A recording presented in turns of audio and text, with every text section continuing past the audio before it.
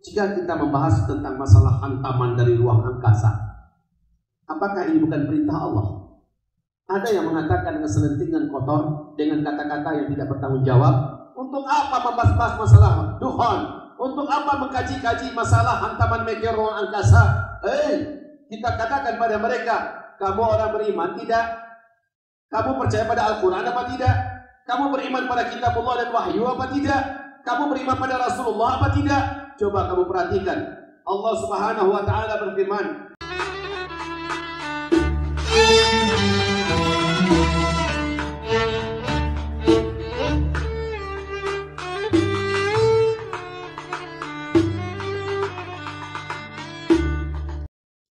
Alhamdulillahi Rabbil Alamin wal aqibatu lil muttaqin wa la udwana illa 'alal zalimin.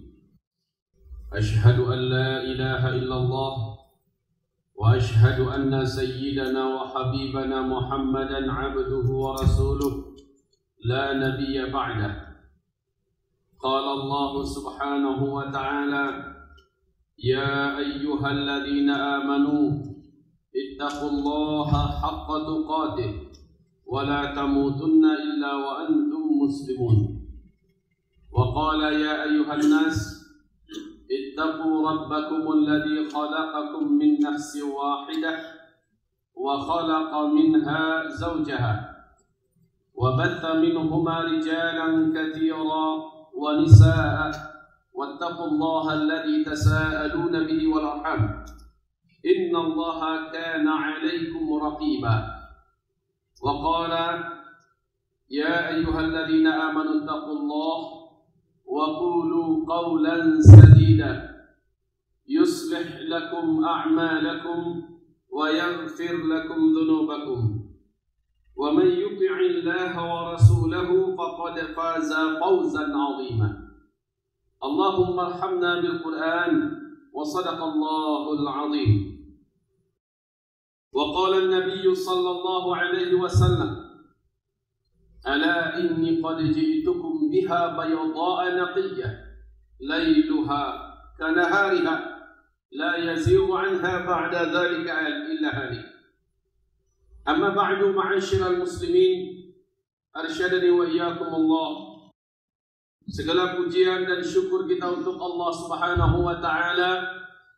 Salawat dan salam kita untuk Habibillah Rasulihil Mustafa Sayyidina Muhammadin sallallahu alaihi wasallam, dan untuk seluruh keluarganya dan siapapun sahabat-sahabatnya dan orang-orang yang mengikuti beliau dengan ihsan sampai hari kiamat.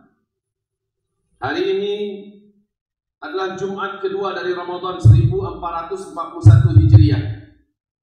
Jumat yang kedua, tepat tanggal 8 Ramadan. Minggu depan insyaallah ta'ala adalah Jumat yang ketiga dari bulan Ramadan 1441 Hijriah, dan bertepatan dengan pertengahan Ramadan. Tanggal 15 Ramadan adalah Jumat depan. Isu yang begitu santer menyebar adalah akan adanya hantaman di pertengahan bulan Ramadan yang akan terjadi menimpa dan menabrak bumi kita ini berupa meteor yang disebutkan oleh Allah di dalam Al-Quran, yauma nabtishul batshatal kubra, hari di mana kami akan tabrak bumi ini dengan hantaman yang sangat besar sehingga menimbulkan petaka yang teramat sangat dahsyat. Kaum muslimin yang kami muliakan, saya mengulangi kembali setelah beberapa bulan belakangan, mulai dari Desember, Januari, Februari, Maret, dan April, tidak pernah berubah yang saya sampaikan, bahwa berpegang kepada sesuatu dalil wajib yang qat'iyyut thubut, dalil yang jelas-jelas pasti, yaitu ayat Al-Quran dan hadis-hadis mutawatir, hadis-hadis sahih. Ini yang bisa dipegang untuk dijadikan akidah kita. Sementara di luar daripada ayat-ayat Al-Quran, hadis mutawatir dan hadis ahad yang paling tingginya adalah hadis sahih, maka hadis hasan ke bawah tidak dapat dijadikan sebagai pegangan akidah. Sementara hadis yang menyebutkan tentang tabrakan yang menabrak bumi berupa meteor dari ruang angkasa di pertengahan bulan Ramadan pada hari Jumat, walaupun bertepatan dengan Ramadan 1441 Hijriah ini, tapi dalilnya dari hadis itu ini tidak bisa dijadikan sebagai pegangan dan sebagai rujukan sumber akidah kita. Tidak bisa. Kalau ada yang mengatakan ini dalilnya, maka banyak sekali para ulama mengatakan hadis ini dhaifun jiddan, sangat lemah. Dan kita sudah tahu adabnya. Hadis dhaif tidak bisa dijadikan sebagai dalil, apalagi dalam perkara akidah. Jangankan perkara akidah, di bawah urusan akidah saja itu berkaitan dengan usuluddin, ini juga masih ditolak hadis dhaif dan hadis hasan yang di atasnya. Maka bagaimana dengan hadis dhaif jiddan? Bahkan Syekh Ibnul Jauzi mempertegaskan bahwa hadis tentang hantaman dari luar angkasa menabrak bumi di pertengahan Ramadan bertepatan dengan hari Jumat, itu hadisnya maudhu' atau hadisnya palsu. Saudara-saudara hamba-hamba Allah yang kami muliakan, untuk perkara ini kita rasa stop sampai pembicaraan kita di sini. Saya rasa sangat jelas. Dan ulama-ulama kita juga telah memberikan penjelasan yang cukup. Jadi tidak perlu gelisah, tidak perlu cemas, tidak perlu tegang dan takut. Hanya saja ketika Nabi menyebutkan tentang tanda-tanda, disinilah kerjaan kita. Wajib kita mempelajari tanda-tanda tersebut agar gairah dan semangat untuk meyakini ini adalah akhir zaman tetap hidup dan nyala. Itu memang benar. Sehingga saking mampunya Rasulullah meyakinkan para sahabat ini adalah akhir zaman, mereka akhirnya setiap apa yang nampak di permukaan mereka langsung kaitkan dengan hadis-hadis akhir zaman yang pernah disampaikan Nabi Sallallahu Alaihi Wasallam. Sehingga hampir seluruh sahabat meyakini Ibnu Sayyad itu sesosok seorang laki-laki yang tidak pernah mau didekati oleh para sahabat dan tidak pernah mau bergabung dengan para sahabat. Ciri-ciri fisiknya ada tentang ciri Dajjal pada dirinya dan dia memiliki kemampuan luar biasa, tidak ada manusia yang seperti dia. Akhirnya banyak para sahabat yakin itu adalah Dajjal. Mereka menghubung-hubungkan ini dan itu tidak masalah, tidak ditolak oleh segelintir sahabat yang tidak mempercayai itu adalah Dajjal. Sebagaimana Abdullah bin Abbas meyakini atau mempersiapkan diri sehingga satu malam itu dia tidak bisa tidur semalaman karena besok dia yakin Dukhon akan datang dan Dajjal akan muncul. Apa yang terjadi? Semalaman Ibnu Abbas mendengar dari sahabat-sahabat bahwa meteor sudah melesat mendekati bumi. Maka semalam itu Ibnu Abbas sibuk berdoa, menangis, meminta ampun kepada Allah, memohon perlindungan. Ini adalah bukti suksesnya Nabi Muhammad meyakinkan kepada para sahabat tentang dekatnya kita dengan kiamat. Ternyata mereka semua sudah meninggal.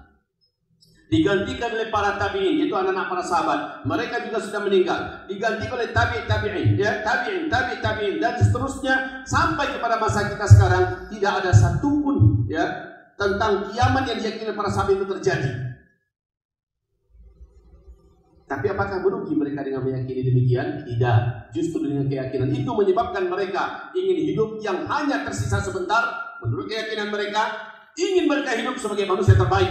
Orang yang punya amal soleh yang terbanyak, orang yang punya iman yang terkuat. Mereka ingin menjadi manusia yang paling bermanfaat untuk agama, untuk bangsa, untuk negara. Inilah prinsip para sahabat, inilah prinsip para tabi'in, inilah prinsip para tabi'in. Seluruh mereka yakin bahwa sangat dekat kiamat. Tetapi itu tidak menjadikan mereka meninggalkan perkara-perkara dunia mereka. Cuma saja setiap dunia yang mereka dapatkan, mereka alihkan untuk kepentingan agama Allah Subhanahu wa Ta'ala. Sebab prinsip mereka, buat apa numpuk harta? Buat apa memperbanyak dunia? Sementara dunia akan ditinggalkan atau dunia akan berakhir. Akhirnya semua yang mereka dapatkan, mereka pakai untuk perjuangan. Dengan cara ini, cepat betul Islam melejit dan melesat di zaman mereka. Hal ini perlu kita jaga. Kita rawat keyakinan tentang tanda-tanda kiamat itu sudah ada. Dan Masya Allah di zaman kita tanda-tanda kiamat itu sudah sangat banyak. Kalau bahasa orang Padang, sampuh Allah baka parak balapi-lapi, ya, berlapis-lapis tanda-tanda itu Allah perlihatkan kepada kita. Jika kita membahas tentang masalah hantaman dari ruang angkasa, apakah ini bukan perintah Allah? Ada yang mengatakan dengan selentingan kotor, dengan kata-kata yang tidak bertanggung jawab, Untuk apa membahas masalah dukhan? Untuk apa mengkaji-kaji masalah hantaman meteor ruang angkasa? Kita katakan pada mereka, kamu orang beriman tidak? Kamu percaya pada Al-Quran apa tidak? Kamu beriman pada kitabullah dan wahyu apa tidak? Kamu beriman pada Rasulullah apa tidak? Coba kamu perhatikan. Allah Subhanahu wa taala berfirman dalam surat Ad-Dukhan, surat yang ke-44 ayat 10 sampai ayat 15. Mari kita baca. A'udzu billahi minasyaitonir rajim. Bismillahirrahmanirrahim. Fartaqib yauma ta'tis samaa'u bidukhanin mubin. Fartaqib. Fartaqib itu artinya adalah tunggulah sambil mengawasi. Tunggulah sambil mengawasi. Incar dan mata-matai. Ini namanya fartaqib, dan ini amr, ini perintah. Fartaqib yauma ta'tis samaa'u bidukhanin mubin. Pada hari nanti langit akan membawa dukhanin mubin, asap yang teramat sangat terang dan nyata. Asap nggak boleh diartikan yang lain-lain. Tidak satu pun ahli tafsir menafsirkan dukhan itu dengan artian yang lain. Betul-betul asap, dan asap itu bukan sumbernya dari bumi. Kalau dikatakan itu adalah akibat perang dunia ketiga di mana seluruh nuklir dilepaskan, lalu terjadilah asap yang menebak, yang tebal, yang menyelimuti bumi. Tidak benar, karena itu sumbernya dari bumi. Kalau dikatakan gunung meletus sehingga asapnya, kapundannya atau erupsinya sangat tebal di mana-mana gunung meletus sehingga gelaplah bumi ini segelap-gelapnya. Dukhan itu kan 40 hari 40 malam. Di mana gelap gulita, tidak ada satu pun yang bisa dilihat. Orang tidak bisa membedakan kapan siang dan kapan malam. Bahkan telapak tangan didekatkan ke arah wajah di siang hari bolong yang seharusnya dengan gampang melihat apa-apa, ternyata sedekat ini pun tak mampu dilihat apa-apa. Itu pertanda betapa tebalnya asap tersebut. Dan asap itu atau dukhan itu adalah tanda besar kiamat yang pertama. Sementara Allah memerintahkan fartaqib yauma ta'tis sama, maka incarlah oleh kamu. Tunggu sambil terus memata-matai, lihat tanda-tandanya. Ini isyarat yang sangat jelas. Fartaqib, raqabah, ya. Irtaqabah, irtaqib, fartaqib. Incarlah, bacalah tanda-tandanya, lihat betul baik-baik, tunggu. Menandakan ini perintah. Jadi kalau ada orang mengatakan, untuk apa sibuk ngurus masa dukhan? Untuk apa mempersiapkan diri dengan dukhan? Lama lagi. Jangan, itu bukan urusan kita. Biarlah terjadi, Allah saja yang menentukan. Masya Allah. Untuk apa tanda-tandanya dikasih tahu oleh Rasulullah SAW? Lalu untuk apa Allah memerintahkan? Tunggu dan incar. Tunggu dan cari waktunya. Tunggu dan lihat tanda-tandanya. Ini kan jelas kalimat fartaqib. Berarti ini ada perintahnya. Fartaqib yauma ta'tis sama'u bidukhanin mubin yaghshan nasa. Ini bukan asap sembarang asap ya, menyelimuti seluruh manusia. Kalimat yaghsha itu sangat tebal. Sangat tebal, saking tebalnya sekali lagi tidak ada satu pun celah bumi yang bisa ditembus oleh cahaya matahari. Saking tebalnya. Dan menurut Rasulullah SAW lamanya adalah arba'ina yauma, arba'ina lailah, 40 hari, 40 malam lamanya bumi ini gelap gulita padahal matahari terus terbit. Saking tebalnya asap dan debu yang bersatu tersebut. Sehingga para sahabat bertanya, ya Rasulullah, kalau itu terjadi, lalu bagaimana cara kami menentukan waktu salat masuk? Nabi mengatakan, takdiruna laha qadraha. Kalian kira-kira saja, ini kira-kira ada masuk subuh, ini kira-kira sudah sholat zuhur. Kita tak mampu melihat apa-apa. Seandainya senter bisa dihidupkan ketika itu, maka paling banter satu jengkal dari senter itu hidup, mampu menembus cahayanya. Saking tebalnya partikel-partikel debu dan asap yang bersatu, tak mampu melihat apa-apa. Dan itu lamanya 40 hari 40 malam. Di dalam beberapa penjelasan para pakar dan ahli fisika, ahli kimia, ahli biologi, ahli astronomi dan sebagainya, ini hanya terjadi ketika bumi dihantam oleh asteroid atau hantaman meteor dari ruang angkasa, barulah ini yang bisa menimbulkan dukhan. Dan ini sesuai dengan karakter ayat. Fartaqib yauma ta'tis sama, dari langit sumber datangnya itu. Maka kita sudah uraikan ini, wahai kaum muslimin. Silakan dibaca bagaimana pandangan dan pendapat para ahli astronomi dunia berkaitan dengan kemungkinan bisa gelapnya gulita. Kalau menurut NASA, hantaman satu buah meteor ke muka bumi ini mengenai bumi kita dengan telak, seandainya kenanya ke laut, seandainya meteor itu cukuplah garis diameternya 2 km saja, laut ini akan menimbulkan gelombang tsunami setinggi 230 meter. 230 meter, 10 kali lipat ya. 20 kali lipat dari yang terjadi di Aceh dulu tingginya ya. Kaum muslimin yang kami muliakan, 10 kali pohon kelapa kita ini tingginya. Tsunami yang akan menghantam daratan bumi kita. Kalau jatuhnya ke kutub utara atau kutub selatan, maka ini akan menimbulkan hancur dan cairnya selama-lamanya kutub atau gunung es abadi yang ada di sana. Maka permukaan air laut akan tinggi 7 meter lagi. Akan banyak kota-kota di muka bumi di laut yang akan hilang.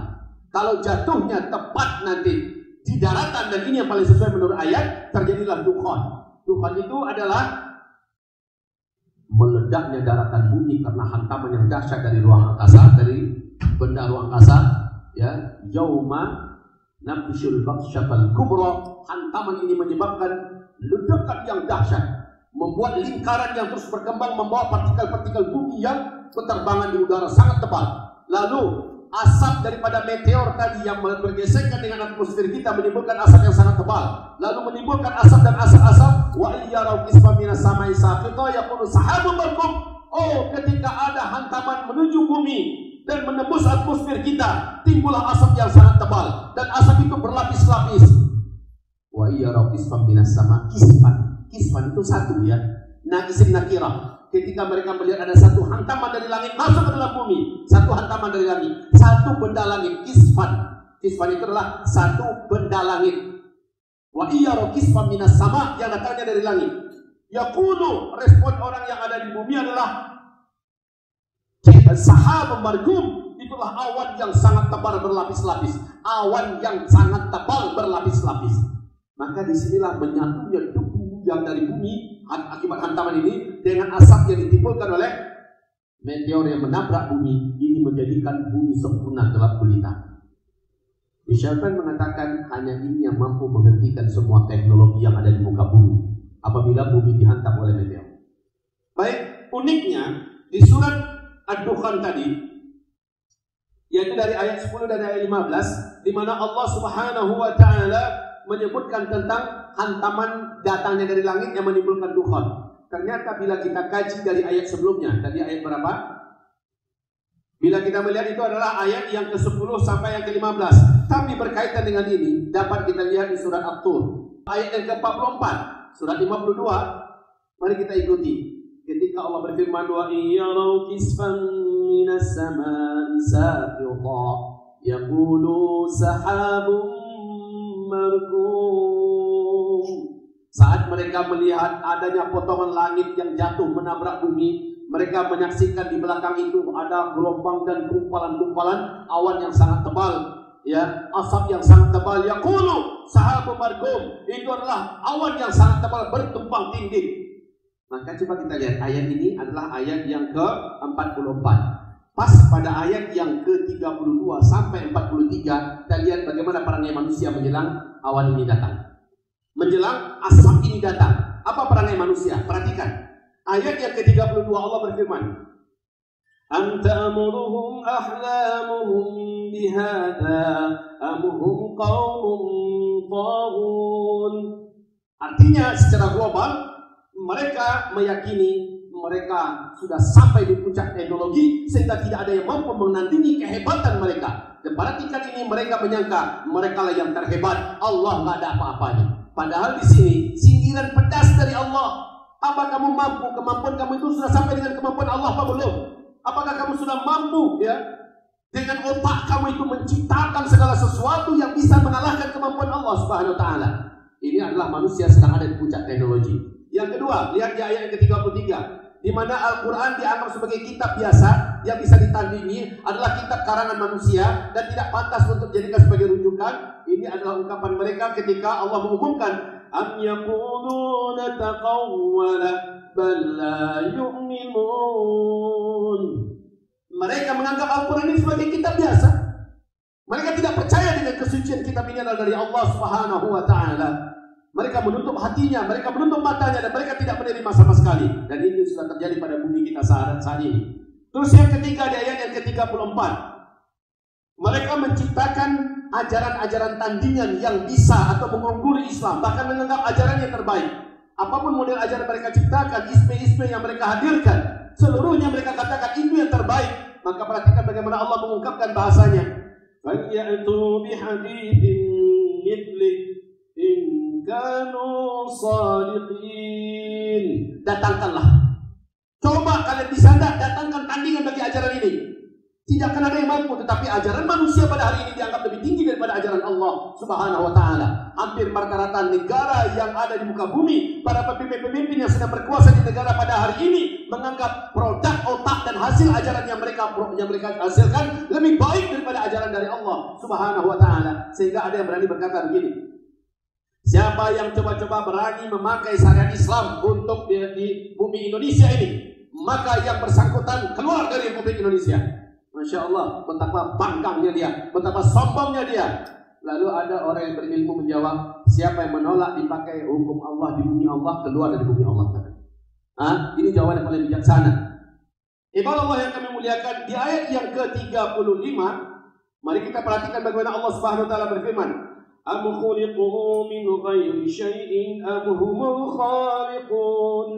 Ini adalah ajaran komunis, di mana orang-orang komunis meyakini manusialah sesungguhnya. Awalnya dari manusia, akhirnya adalah dari manusia. Manusia ini tidak ada punya Tuhan. Tidak ada yang bisa mengatur manusia, hanya manusia sendiri, ya. Dan manusia adalah Tuhan bagi dirinya. Tidak ada itu agama. Dan ini ada. Komunis sekarang sedang membungkus dunia, khususnya adalah di Cina, Republik Rakyat Tiongkok, Korea Utara, sebelumnya adalah Rusia dan sebagainya. Seterusnya. Dan ini sudah terjadi, saudaraku. Pada ayat yang ke-36, am khalaqus samawati wal ardi bal la yuqinun. Ini maknanya apa? Mereka memiliki keyakinan ateis yang sama sekali menolak adanya Allah Subhanahu wa Ta'ala, dan bahkan mereka berani mengumumkan I am a God, sayalah Tuhan. Kamilah sebenarnya Tuhan. Dan ini wujud dalam komunitas mafia yang paling kuat di muka bumi pada hari ini. Mereka ini dengan segala kesombongannya, segala-galanya seperti sudah di tangannya, sehingga hampir saja mereka mengatakan I am a God, we are a God, kamilah Tuhan itu. Saudara-saudaraku, sempat berkata seperti perkataan Fir'aun, ana rabbukumul a'la. Tidak ada satupun kekuatan yang mampu menandingi dan menggoncangkan Cina. Ungkapan-ungkapan Fir'aun yang mengatakan ana rabbukumul a'la diulang oleh para pengusaha-pengusaha pada hari ini. Perhatikan ayat yang ke-37. Am indahum khazainu rabbika am humul musaytirun. Mereka merasa sudah maha kaya. Hartanya ada di mana-mana, seolah bumi ini bahkan planet lain pun di luar negeri, di luar angkasa sana mau mereka beli. Mereka sudah merasa sangat kaya. Emasnya banyak, gudang-gudang banyaknya, batangan-batangan emas mereka. Angka-angka harta di dunia ini mereka tinggal cetak berapa mau. Sekarang mereka sedang menciptakan uang berupa angka-angka digital. Mereka ingin atur dunia ini. Mereka yang paling kaya. Apakah mereka memiliki kekayaan Allah? Ini Allah sindir dengan bahasa. Sampaikan kekayaan mereka itu seperti kekayaan Allah Subhanahu wa Ta'ala, amhumul musaytirun, sehingga mereka merasa sangat berkuasa. Ini kenyataannya. Negara-negara kaya dunia sekarang Allah porak-porandakan dengan corona. Alhamdulillah, Allahu Akbar. Allah porak-porandakan mereka. Selanjutnya di ayat ke-38, ini adalah mereka sudah merasa penguasa alam semesta, sehingga peralatan dan perlengkapannya sudah bisa diterbangkan kemana-mana dalam rangka memantau dan mengawasi semuanya. Lihat bahasa Allah untuk mereka. Am lahum sullamun yastami'una fi falyati mustami'uhum bisultanin mubin.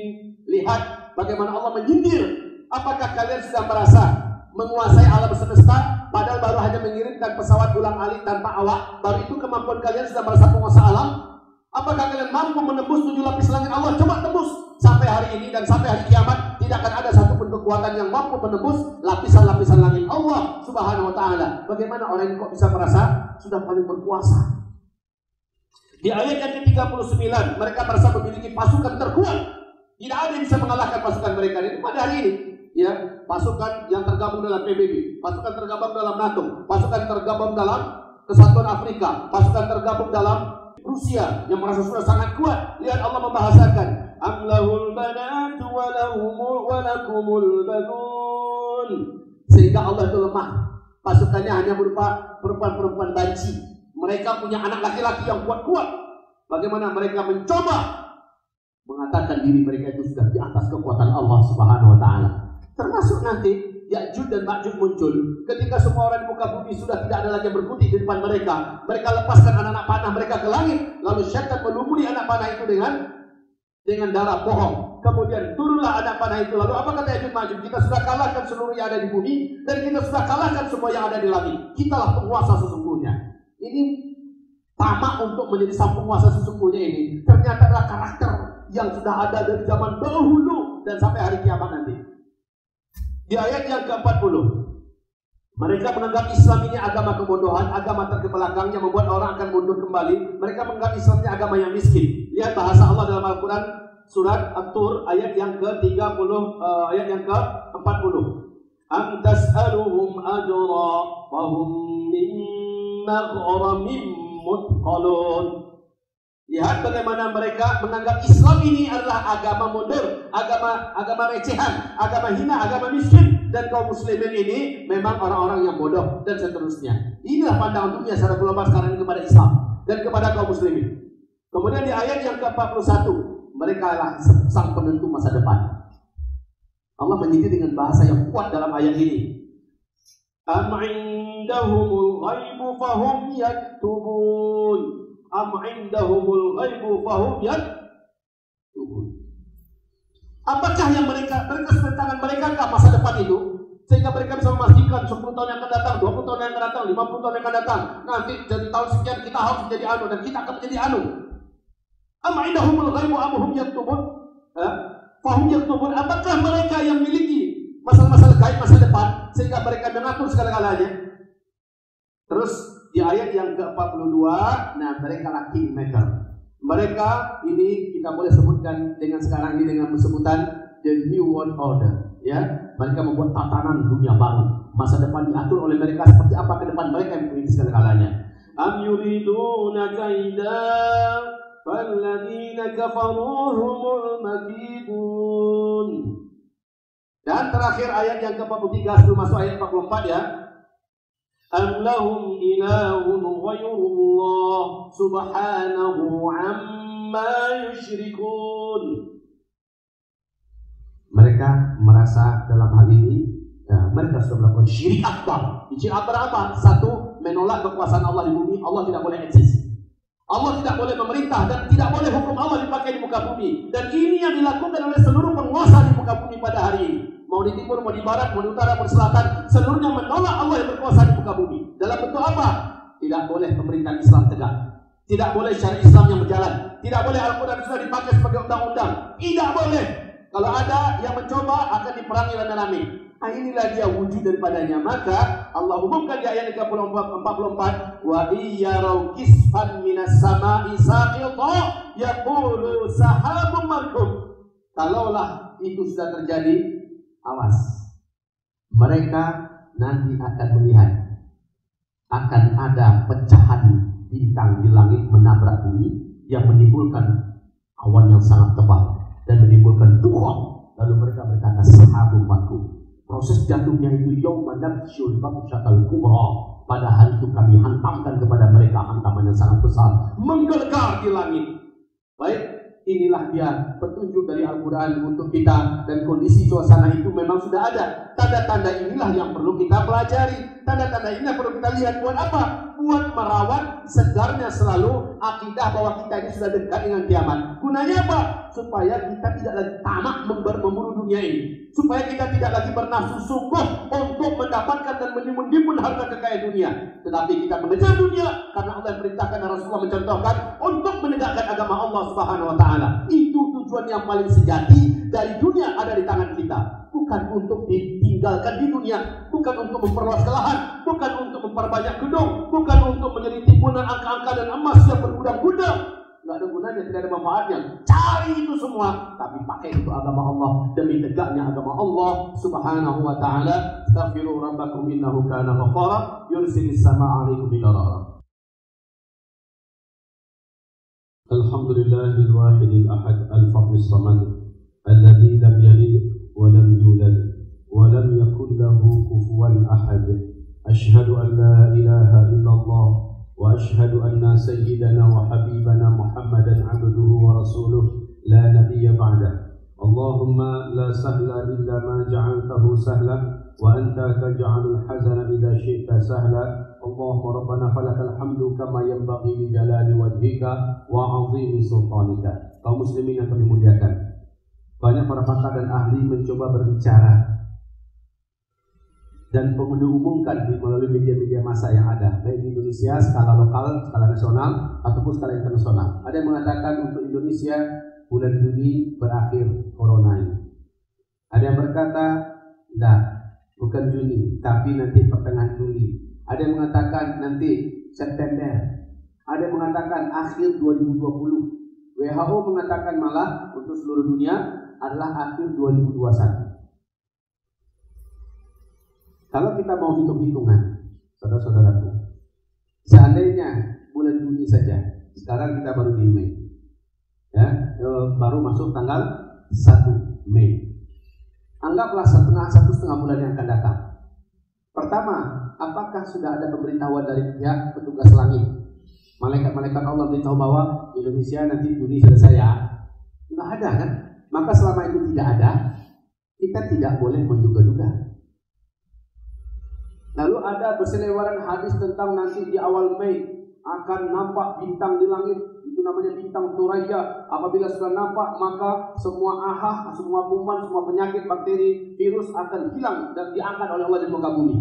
Ternyata itu konteksnya beda, dalam pembicaraan yang beda, bukan urusan ta'un, beda antara ahad dengan ta'un.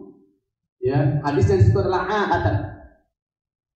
Kemudian hamba-hamba Allah yang kami muliakan, dalam kondisi baru sebentar kita menjalaninya, mungkin 1,5 bulan, kita menjalaninya sudah begini berat himpitan ekonomi yang ada di Indonesia. Mungkin saudara-saudara kita di belah provinsi yang lain sudah sangat merasakannya. Kita masih di kampung tidak begitu, karena kita masih bersandar kepada diri kita sendiri. Sawah kita masih bisa kita garap, tanah kita masih bisa kita garap, kehidupan masih bisa kita jalani secara normal. Walaupun agak terasa aneh saja, banyak hal yang tidak normal. Sudah tidak bisa lagi ke masjid, Ramadan sudah tidak bisa tarawehan, ya. Jumatan jangan pernah berharap di kota Bukit Tinggi. Sudah tidak ada lagi tempat untuk bisa Jumatan. Di kota Padang juga demikian. Jangankan Jumatan, sholat 5 waktu, jangankan tarawehan. Ini juga untuk kumpul-kumpul sudah dilarang. Ini kehidupan yang sudah tidak normal sekarang ini. Nah, sudah banyak jutaan warga Republik Indonesia asli yang kehilangan pekerjaan, dipecat dari pabrik, ya, dari kantor-kantor, dari tempat perusahaan untuk masalah jasa travel dan sebagainya, di hotel-hotel sepi dan kosong. Sudah sangat banyak yang sekali mengalami PHK. Kalau di Amerika Serikat hanya dalam 2 bulan saja angka PHK yang terjadi di situ, Masya Allah, innalillahi la haula wala quwwata illa billah, sudah melebihi angka 40 juta manusia hanya dalam 2 bulan. Ini mereka tidak pernah khayalkan ini sebelumnya, tidak pernah mereka bayangkan. Ke depan kehidupan kita semakin berat. Tapi apapun keadaannya, keluh kesah kita tidak akan merubah keadaan, ya. Meratap, melolong-lolong kita, berguling-guling di tanah, bentur-benturkan kepala, itu tidak akan bisa merubah keadaan. Yang mampu merubah keadaan ke depan, kata Rasulullah, adalah doa kamu. Dan doa yang didengar oleh Allah adalah doa orang yang amal solehnya banyak. Doa orang-orang yang imannya benar, akidahnya lurus, tauhidnya sahih. Inilah yang doanya dipedulikan oleh Allah, diperhatikan dan dijawab oleh Allah Subhanahu wa taala. Maka imbauan saya adalah, sudah benar kita menumpuk makanan dari sekarang semampunya. Benar, yang punya padi, tumpuk padinya, simpan dengan baik-baik. Yang punya beras atau tidak punya, belilah, simpan baik-baik. Karena ke depan mungkin akan ada waktu yang cukup panjang, kita akan kesulitan mendapatkan makanan utama bagi kita. Itu sudah benar. Tetapi jangan hanya bersandar di situ, karena banyak orang yang tidak punya mampu, tidak banyak orang yang tidak punya duit. Bagaimana mereka akan menumpuk padi, menumpuk beras, segala macamnya? Bagaimana? Untuk orang-orang macam ini, dan secara umum kami katakan, persiapan terkuat di akhir zaman itu adalah imanmu kokohkan tentang akhir zaman, pelajari baik-baik dan banyakkan amal soleh, lalu nyinyirlah dalam berdoa. Cuma itu, selesai. Saya ulangi kembali, imanmu kuatkan dalami perkara tentang akhir zaman dengan sebaik-baiknya sebenar-benarnya, kemudian banyakkan amal soleh sesuai dengan sunnah Rasulullah lillahi ta'ala, dan banyakkan berdoa kepada Allah subhanahu wa ta'ala. Ini yang terkuat menurut firman Allah di surat Al-An'am ayat 158. Inilah yang terkuat untuk persiapan yang bisa melindungi dan menyelamatkan kita dunia dan akhirat di akhir zaman nanti, yaitu iman yang kuat, amal soleh yang banyak, dan kita adalah orang yang rajin berdoa. Apa yang kami sampaikan ini adalah Ramadan. Mungkin Ramadan tahun depan sudah tidak seperti ini lagi keadaan kita. Mungkin Ramadan tahun depan suasana sudah panik. Ya, kalau sekarang kita masih bisa bersembunyi dalam rumah karena ada PSBB, pembatasan sosial berskala besar. Sekarang, tapi nanti kita sudah panik. Mungkin kita sudah lari ke hutan, kita sudah lari kemana tempat untuk mencari perlindungan dan keselamatan. Mungkin di mana-mana sudah perang dan perang. Mungkin nanti itu darah sudah di mana-mana bertumpahan, sudah tidak ada lagi harga nyawa. Makan sudah langka didapat, kemarau ekstrim melanda muka bumi ini. Harga uang juga sudah tidak ada lagi, harga melambung naik dan tidak terbeli. Barangnya juga tidak ada. Ke depan itu mungkin seperti ini keadaannya. Hanya Allah yang Maha tahu. Dari mana kuncinya? Isbiru fa'innahu la ya'ti 'ala nasi zaman illa alladhi ba'dahu syarrun minhu hatta talqaw rabbakum. Akan tiba nanti satu zaman andalan kamu adalah sabar. Sabar adalah kamu pada masa itu. Dan hanya itu yang bisa kamu lakukan. Isbiru, bersabarlah kamu. Karena pada masa itu kata Nabi, orang yang hidup hari yang dia jalani terasa sangat berat, lebih berat daripada yang telah dulu dilaluinya. Dan hari yang nanti akan disongsongnya lebih terasa berat daripada hari yang hari ini sedang dijalaninya. Jadi inilah dia senjata yang bisa dipakai pada zaman itu hanyalah isbiru, bersabarlah kamu. Sabarlah dalam sholat, sabarlah dalam ibadah, sabarlah dalam doa, sabarlah dalam menjalani ujian, sabarlah, tidak ada yang lain. Kalau tak sabar kita, seperti yang saya katakan tadi, berguling-guling kita di tanah, bentur-benturkan kepala, robek-robek pakaian, kita hancurkan lemari, melayang piring kita hancurkan sana sini. Apakah itu semua bisa merubah apa yang ada? Apa yang terjadi? Tidak ada. Tidak ada yang bisa kita lakukan kecuali adalah bersabarlah. Bersabarlah dalam meyakini dan husnuzan kepada Allah. Bersabarlah dengan tetap menyembah Allah, wasta'inu bis-sabri was-shalah. Bersabarlah kepada Allah Subhanahu wa taala dengan tetap menerima apa yang sedang Allah berikan, karena bukan hanya kita seorang yang merasakan. Orang-orang kafir pun ikut merasakan. Orang yang tidak beriman kepada Allah juga ikut merasakan, karena perkara ini adalah seluruh dunia merasakannya. Nah, inilah yang terbaik yang bisa kita pegang. Maka kalau kita mengatakan tahun depan akan lebih berat daripada tahun ini, pedomannya dari hadis ini. Dan apa yang kami katakan tahun yang lalu, Ramadan tahun lalu 1440 Hijriah, dengan terjadi di 1421 jadi kenyataan. Jadi kenyataan. Ramadan tahun ini tidak normal lagi, dan Ramadan tahun ini betul-betul sangat-sangat menyedihkan, menitiskan air mata, membuat orang berteriak menjerit karena mereka tidak bisa melaksanakan ibadah seperti biasanya, dan bahkan makanan pun sudah sulit didapatkan. Kenapa? Tidak ada duit. Banyaknya orang di PHK dan sebagainya. Insya Allah Taala tahun depan kita akan doakan kepada Allah semoga baik-baik saja dan lebih baik daripada ini. Walaupun kenyataannya lah yang akan berbicara nanti itu, maka kaum muslimin bagi saya yang mampu bertahan nanti adalah yang sekarang melakukan persiapan. Itu dia jawabannya. Yang mampu bertahan nanti adalah yang sekarang melakukan persiapan, baik persiapan ruhiyah, persiapan ma'nawiyah, persiapan spiritual, persiapan jasadiah, persiapan material. Ya, ini yang harus mereka lakukan. Semoga bermanfaat apa yang kami sampaikan. Allahumma la sahla illa ma ja'altahu sahla wa anta taj'alul hazana idza syi'ta sahla. Allahumma shalli wa sallim ala rasulika nabiyil karim wa ala alihi wa sahbihi ajma'in wa man tabi'ahum bi ihsanin ila yaumiddin. Allahumma ighfir lil muslimina wal muslimat wal mu'minina wal mu'minat al ahya'i minhum wal amwat bi rahmatika ya sami'un qaribun mujibud da'wat. ربنا ظلمنا أنفسنا وإن لم تغفر لنا وترحمنا لنكونن من الخاسرين ربنا لا تزغ قلوبنا بعد إذ هديتنا وهب لنا من لدنك رحمة إنك أنت الوهاب ربنا فاغفر لنا ذنوبنا وإسرافنا في أمرنا وثبت أقدامنا وانصرنا على القوم الكافرين ربنا آتنا في الدنيا حسنة وفي الآخرة حسنة وقنا عذاب النار سبحان ربك رب العزة عما يصفون وسلام على المرسلين والحمد لله رب العالمين وأقيموا الصلاة إن في إقامة الصلاة تنهى